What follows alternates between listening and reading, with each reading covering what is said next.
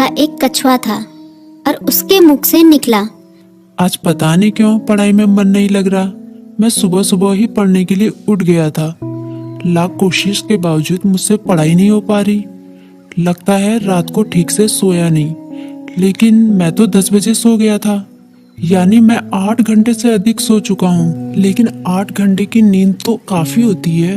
मुझे थोड़ी देर कुछ काम करना चाहिए, फिर पढ़ने बैठूंगा, तब मन भी बहल जाएगा। टर्बो घर में ही टहलने लगा, लेकिन जल्दी ही बोर हो गया।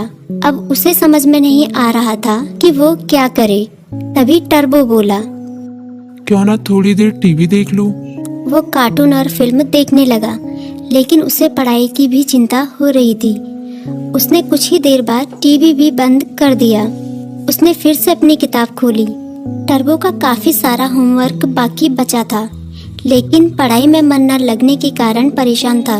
ऐसे तो काम नहीं चलेगा, क्यों ना मैं अपने किसी दोस्त की मदद लूं।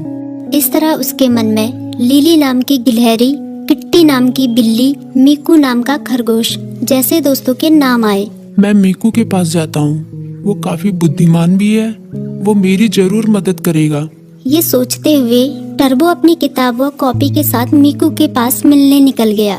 तभी मीकू बोला, अरे टर्बो, अच्छा हुआ तुम आ गए। मीकू ने उसका स्वागत किया, लेकिन जब उसकी नजर टर्बो की किताबों पर पड़ी तो वो चौंक गया। तुम अपनी किताब कॉपी के साथ आए हो, कोई खास काम है क्या? हाँ, मैं बड़ी मुसीबत में हूँ, मुझे तुम्हारी मदद चाहिए। यार, मेरा बार बार पढ़ाई में मन नहीं लगता। मैं कोशिश कर रहा हूँ, पर मन ही नहीं लग रहा। इतना होमवर्क पड़ा हुआ है, पता नहीं मैं उसे कैसे पूरा करूँगा।